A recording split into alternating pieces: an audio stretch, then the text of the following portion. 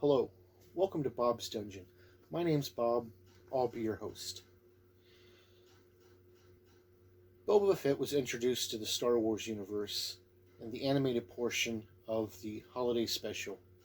But, yeah, really nobody's seen that. Well, you know who you are who have seen it.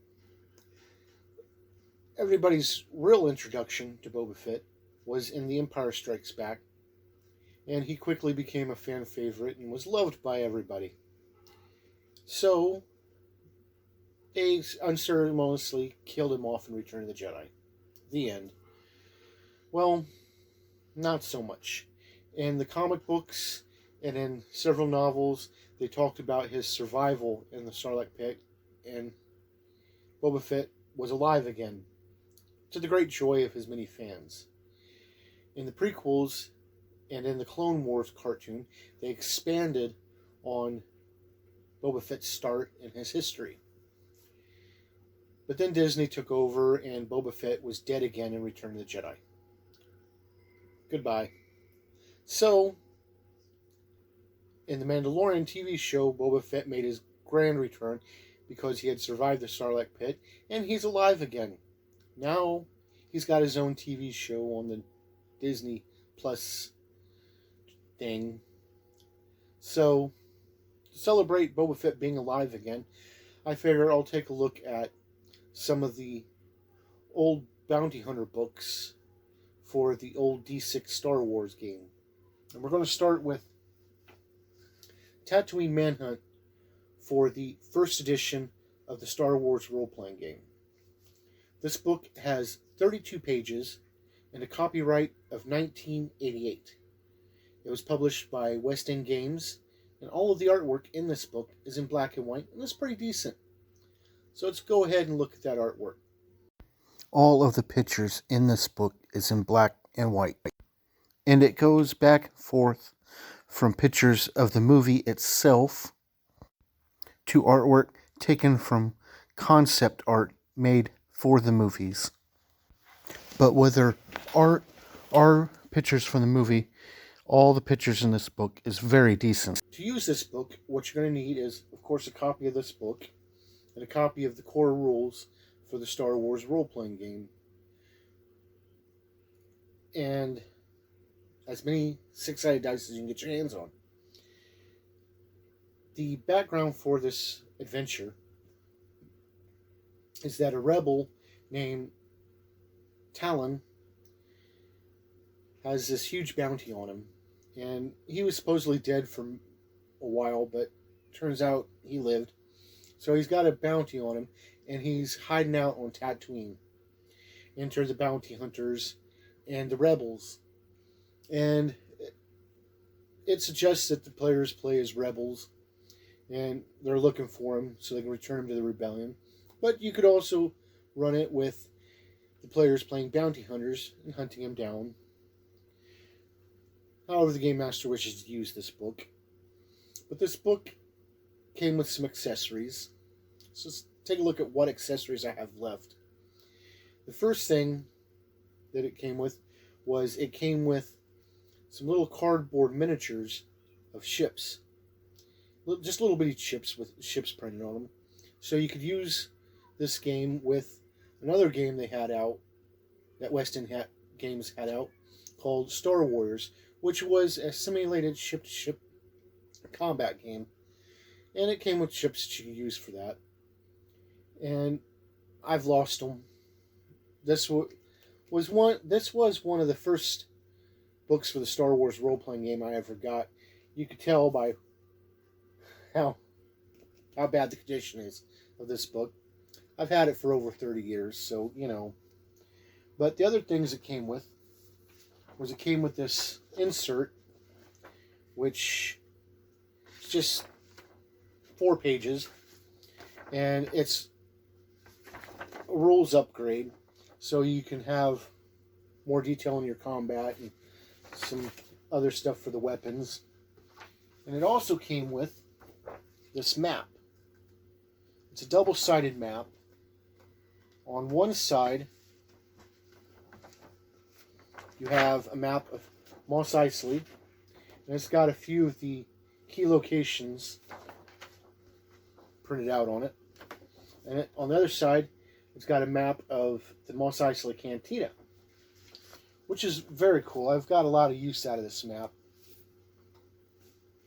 But the game centers around the characters looking for Talon and racing against the bounty hunters that are after him. And there's all kinds of encounters in here, side things you can do, and it's pretty well laid out for you. It's fairly easy adventure to run, and it's got a whole list of people you can run into in here. Some of them have gone on to do bigger things in the greater Star Wars universe. Like, there's one of the NPCs named Zarda. She appeared in some adventures that were published for the D20 Star Wars game and the Star Wars Gamer magazine. So that's pretty cool. There's also a character in here named IG-72. IG-72 appears in, of course, this adventure, and he also appeared in the Tales of the Bounty Hunters book for the IG-88 story.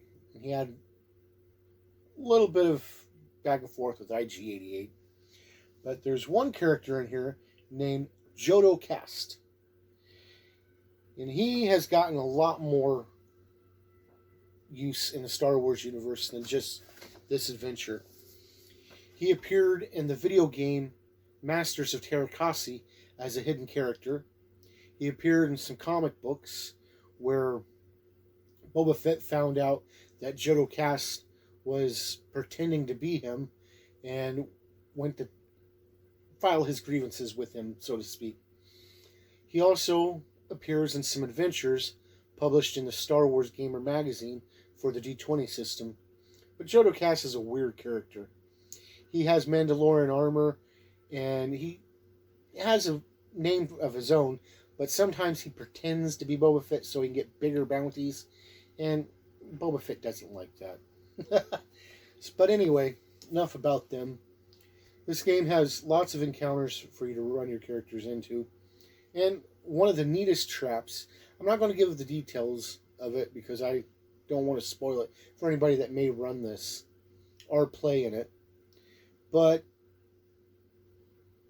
the end of the trap, it gives you a humiliating end if your characters can't figure it out as they drowned on a desert world. And I'm not going to give any more of that so the characters won't know if they run into it. There's an encounter with the Kryat Dragon, Tusken Raiders, and so forth. And all in all, it's pretty good. It lays everything out for you. It's all contained. You just need the core rules to run it. And this game is so simple, the rules for this adventure, that you could easily use it in any edition of the Star Wars role-playing game. The D6, you could easily convert it into D20, Saga Edition, or even the Fantasy Flight games. So that's pretty cool. You could use it in any of those with very little work because it's so well laid out. And that brings me to 3 questions. Would I play a character in this adventure? Yes, I would. The D6 Star Wars game is probably my favorite role-playing game of all time. So, of course, I would play in that adventure. Would I run this adventure? And I'm going to say yes, I would, because I've run it several times, and I've had a lot of fun using it. Would I recommend this adventure for you to use? And I'm going to say yes, because it's a very good adventure for starting characters, getting them into the game, or experienced characters, giving them something easy and light to do as a change from whatever workload they may be doing at the time. But a very, very good entry point for the Star Wars role-playing game. And that's pretty much all I got to say for Tatooine Manhunt. Thank you for joining me to look at this book, and hopefully you'll join me next time where we'll talk about something else. Bye.